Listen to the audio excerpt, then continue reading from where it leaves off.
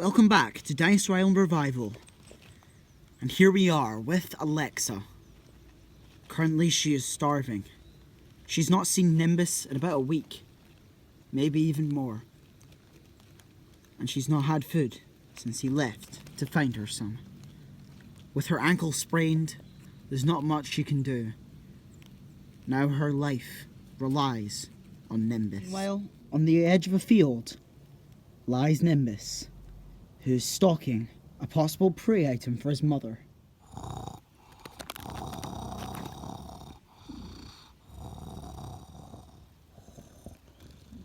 Nimbus decides it's time to strike.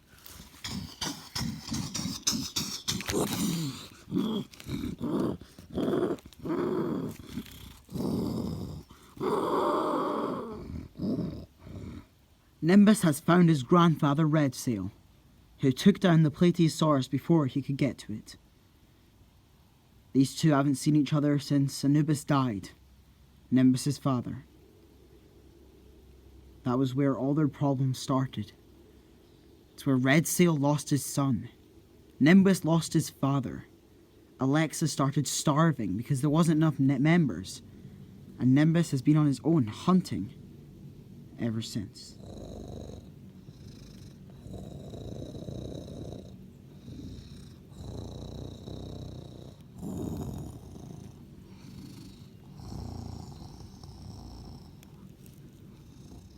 The two are thinking about taking this back to Alexa. It will certainly stop her from starving. This was the help they needed all along.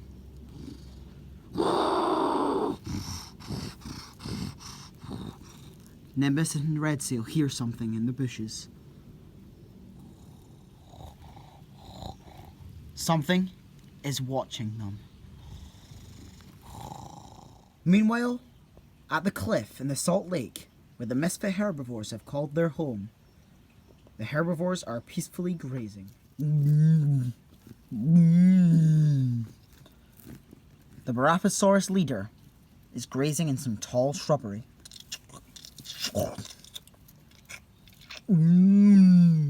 Little does he know, he is being watched.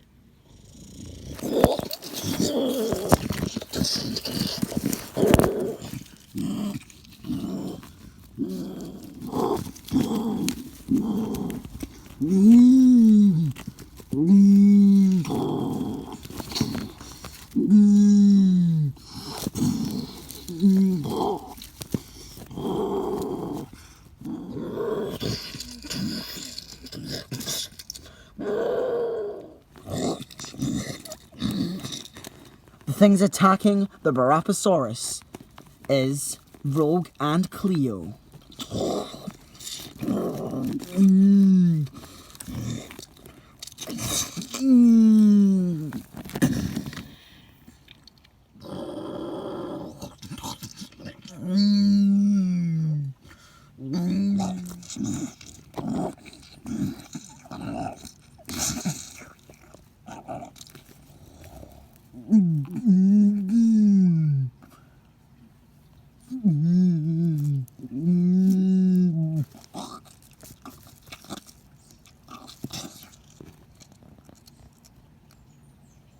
The Baraphosaurus leader is dead.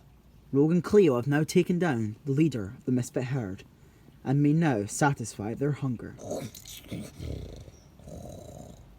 Cleo turns to notice the rest of the herd are right behind her. And they're not happy.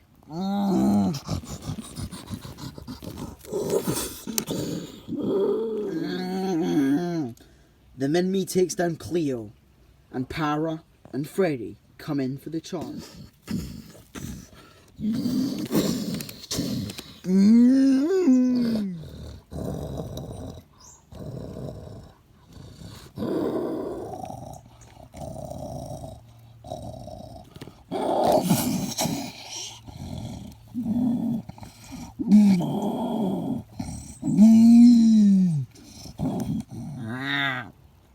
The Minmi, not knowing what's going on over there, decides to leave the herd The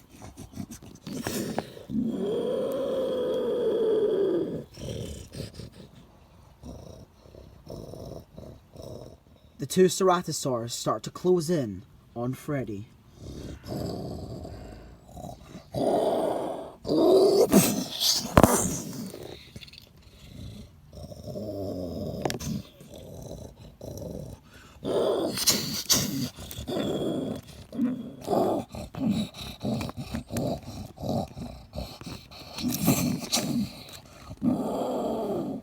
Freddy has managed to take down the two ceratosaurs.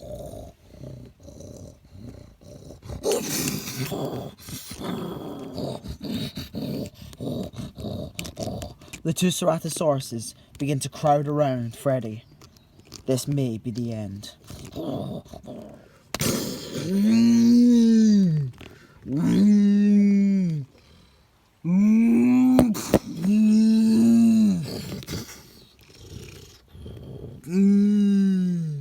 Iggy has managed to save Freddy and Para from the ceratosaurs.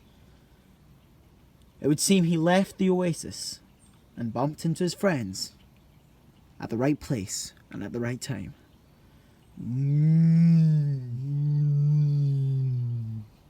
Para and Iggy share a tender moment together.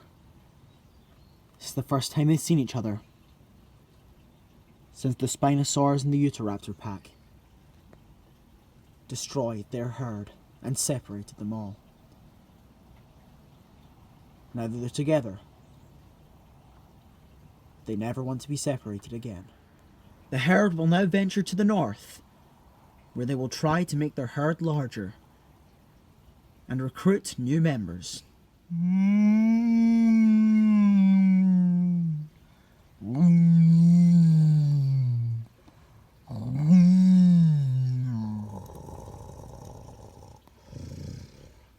Rogue and Cleo, an hour later, have woken up and recovered from their wounds. They now begin to eat the Brachiosaurus, which they so skillfully hunted and fought almost to the death for. They now have enough food to last them for months, and now they can think about other things, such as having offspring and raising them. It would seem this battle has set them up for a long time.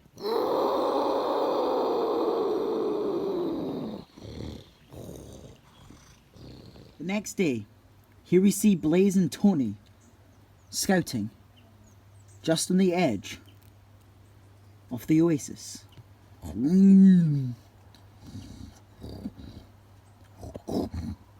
Tony's found something of interest to him. Whilst Tony investigates, he orders Blaze to keep watch. Now is Blaze's chance to kill Tony. He found out what he did to Orion, one of his longtime friends, and he seeks revenge.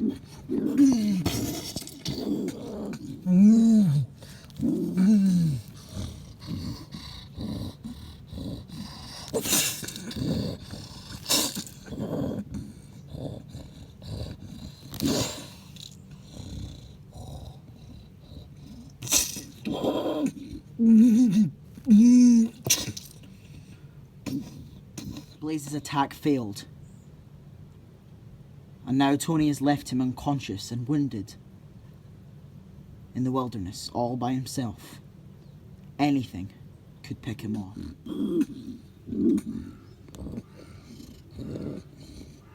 Tony walks away and leaves one of the people that took care of him while he was younger, not even caring about who he's left behind.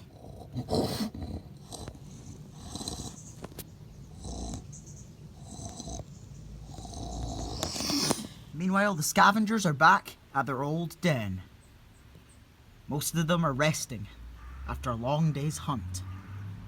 Meanwhile, Fury is on patrol. Frosty, Melvin and Alpha all sleep. Meanwhile, Smokey watches over them. Leo patrols in the back. He likes to stay away from the group. Blizzard watches around him. sees the friends he's made.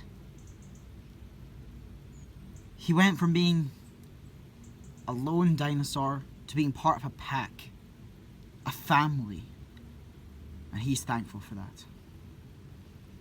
However, Fury hears something.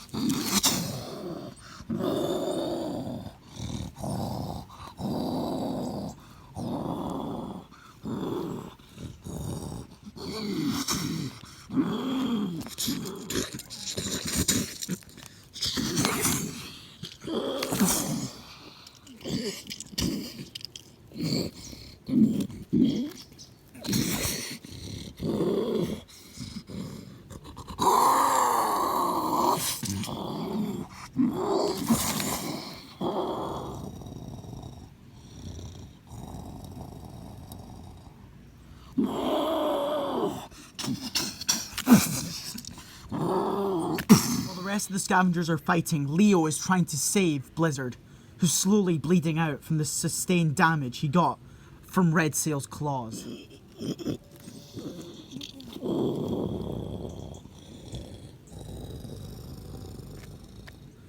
Red Sail's about to deal the killing blow on Fury.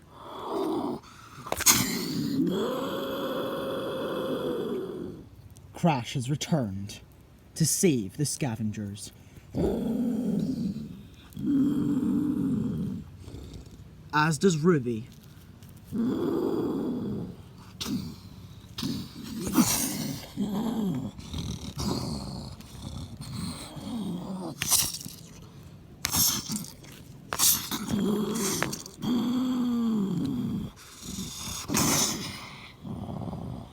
Frosty, not wishing to die, decides to retreat from the fight. Alpha then follows.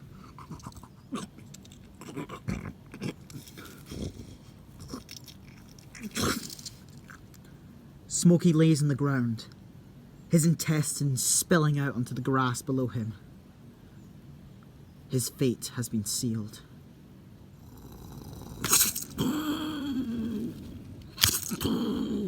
Red Sail is about to kill Melvin, but Melvin's best friend has arrived.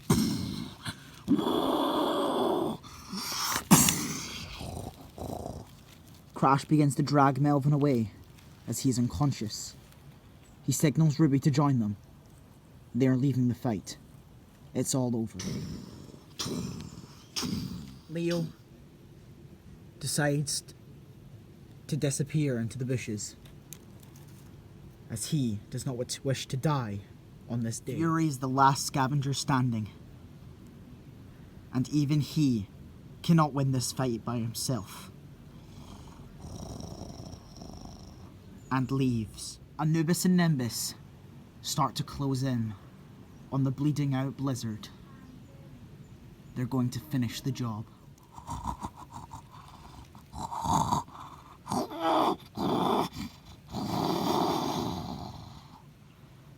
Smokey stands up. He shall defend his best friend, even though he is the one that needs help the most. He successfully caught the Spinosaur's attention.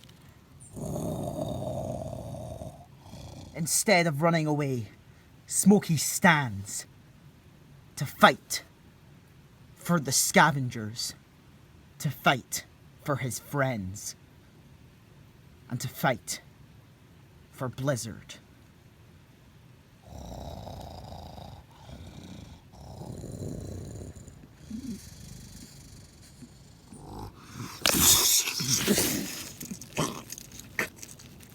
Nimbus has sent Smokey flying into a large branch which has impaled him, dealing the killing blow.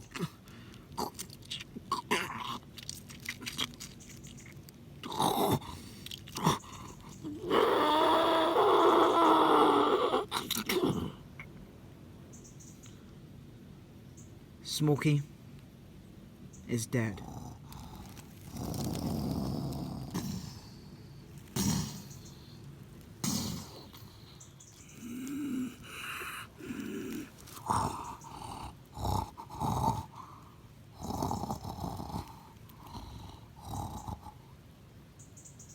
Blizzard looks at Smokey. He saw his sacrifice. And he is also prepared to die for the Scavengers. And to die for Smokey's memory. He stares Redseal in the eye. The creature that attacked him just before he even joined the Scavengers. And now, it is Redseal that's going to take him out of the Scavengers. Redseal and Nimbus will finally have revenge for Anubis.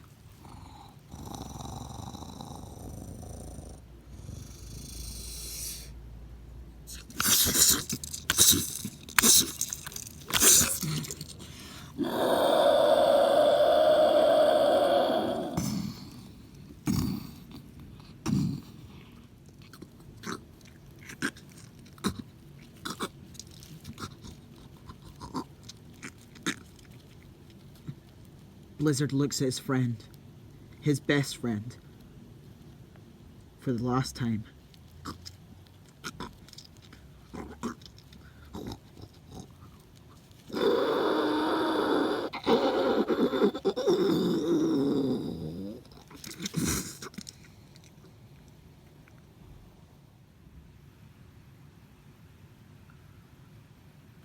Blizzard has died. Here lies the Scavengers.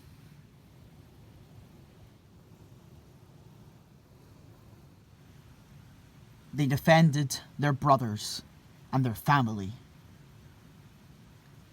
Their deaths shall not be in vain. Their sacrifice today has saved the lives